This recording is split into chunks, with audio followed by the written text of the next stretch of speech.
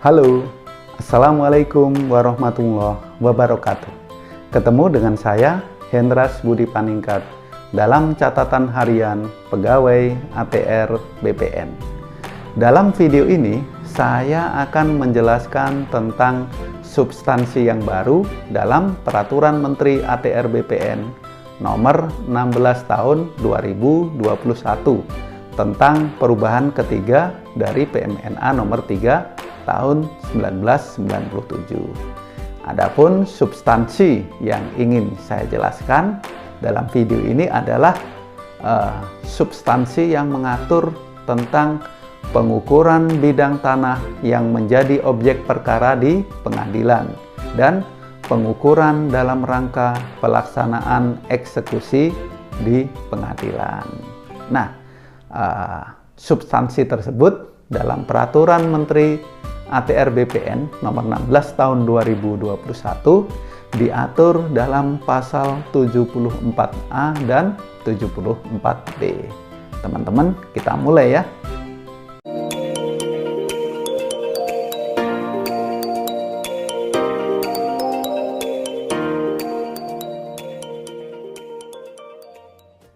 Dalam pasal 74A Peraturan Menteri ATR BPN nomor 16 tahun 2021 ayat 1 sampai 8 dijelaskan tentang pengukuran untuk objek yang menjadi perkara di pengadilan. Dalam ayat 1 dijelaskan bahwa dalam hal tanah menjadi objek perkara di pengadilan, pengukuran dapat dilakukan atas permintaan hakim yang memeriksa perkara untuk memastikan letak dan batas tanah objek gugatan yang sedang diperkarakan. Lalu dalam ayat 2, permohonan pengukuran ya dalam rangka objek perkara dilengkapi dengan yang pertama, salinan resmi surat dari pengadilan atas permintaan hakim yang memeriksa perkara.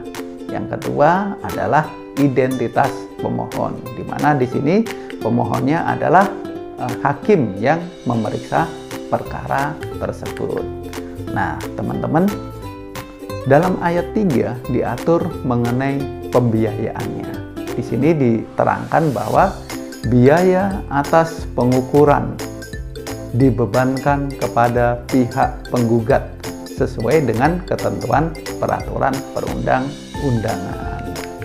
Lalu dalam ayat 4 ya diterangkan bahwa dalam hal perkara objek di pengadilan ternyata merupakan yang pertama sengketa batas antar pihak yang berbatasan, maka penunjukan batas wajib dilakukan oleh para pihak yang berperkara. Yang kedua, ternyata merupakan sengketa penguasaan dan pemilikan, ya, penguasaan dan kepemilikan. Maka penunjukan batas wajib dilakukan oleh pihak penggugat. Nah, yang berikutnya, bagaimana pelaksanaannya di lapangan, ya?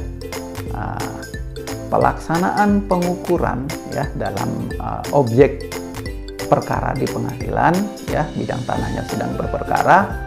Pihak penggugat wajib menghadirkan para pihak yang berbatasan. Nah, lalu dalam ayat 6, produknya atau hasilnya dari kegiatan tersebut seperti apa?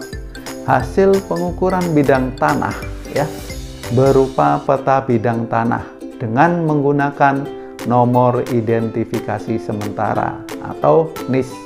Kemudian diberikan catatan bahwa pengukuran dilakukan dalam rangka permohonan pengadilan atas objek gugatan yang sedang diperkarakan.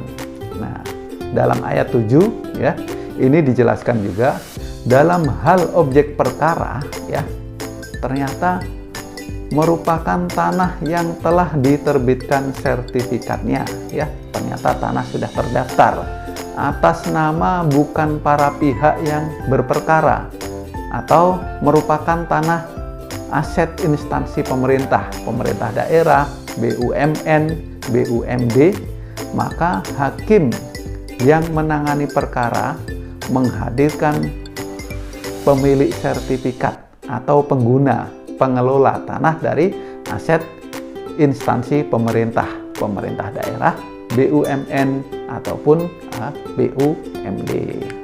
Nah, teman-teman, dalam ayat 8 yang terakhir di sini dijelaskan dalam hal objek perkara, ya, ternyata telah terdapat putusan pengadilan yang telah memperoleh kekuatan hukum tetap, maka nomor identifikasi sementara yang telah diberikan tidak dapat menjadi nomor identifikasi bidang tanah atau NIB.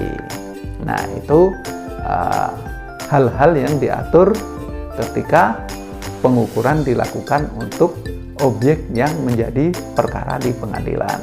Lalu dalam pasal 74B, ya, Peraturan Menteri ATR BPN nomor 16 tahun 2021 diatur juga mengenai kegiatan pengukuran yang dilakukan dalam rangka pelaksanaan eksekusi putusan pengadilan. Nah, teman-teman, di sini dalam ayat 1 pasal 74B, dalam hal pengukuran dilakukan dalam rangka pelaksanaan eksekusi putusan pengadilan, maka permohonan diajukan oleh panitera pengadilan untuk memastikan letak dan batas bidang tanah. Lalu dalam ayat 2, ya, permohonan pengukuran bidang tanah, ya, dalam rangka pelaksanaan eksekusi putusan pengadilan tersebut dilengkapi dengan yang pertama, salinan resmi putusan pengadilan yang telah memperoleh kekuatan hukum tetap. Lalu yang kedua adalah identitas pemohon, di mana pemohonnya adalah panitera pengadilan. Nah, yang berikutnya dalam ayat 3 diatur mengenai pembiayaan atau biayanya. Biaya atas pengukuran dalam rangka pelaksanaan eksekusi putusan pengadilan, ya, dibebankan kepada pemenang perkara sesuai dengan ketentuan peraturan perundang-undangan. Nah, teman-teman, bagaimana pelaksanaannya? Bagaimana dengan penunjukan batas bidang tanahnya di lapangan? Nah, ini yang perlu digarisbawahi, diatur dalam ayat 4, ya. Penunjukan batas bidang tanah wajib dilakukan oleh jurusita sesuai dengan objek gugatan dan bertanggung jawab atas letak dan batas tanah, ya, bertanggung jawab atas letak dan batas tanah objek eksekusi yang ditunjukkan. Ya, di sini jurusita yang menunjukkan, yaitu jurusita, dan jurusita bertanggung jawab atas letak dan batas tanah tersebut. Nah, lalu dalam ayat 5, ya, di sini juga diterangkan dalam hal pelaksanaan pengukuran dalam rangka pelaksanaan eksekusi putusan pengadilan, pemenang perkara wajib menghadirkan para pihak yang berbatasan.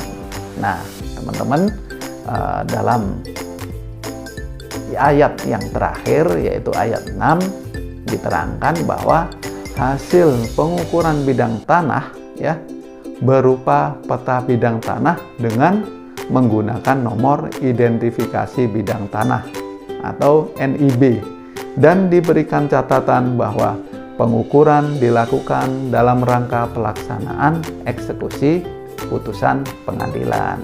Nah, dengan diaturnya substansi tersebut, ya, mudah-mudahan sengketa, konflik, dan perkara pertanahan yang saat ini jumlahnya cukup banyak dan meningkat seiring dengan dinamika pembangunan, seiring dengan meningkatnya kebutuhan terhadap tanah, hubungan hukum terhadap tanah, ya, dengan berbagai regulasi yang diatur, dengan meningkatnya juga partisipasi masyarakat, ya, dalam mewujudkan tertib administrasi pertanahan, Ya, salah satunya memenuhi kewajiban sebagai pemegang hak, ya, pemegang sertifikat, memasang tanda batas, memelihara tanda batas bidang tanah, mengusahakan atau memanfaatkan bidang tanah secara efektif, ya, secara aktif, tidak menelantarkan tanah. Nah, tentunya akan mengurangi terjadinya sengketa, konflik, dan perkara pertanahan. Nah, teman-teman, terima kasih. Mudah-mudahan konten ini bermanfaat, ya. Jangan lupa like, comment, and subscribe, ya, biar channel ini tetap semangat dan berkembang. Terima kasih. Assalamualaikum warahmatullahi wabarakatuh.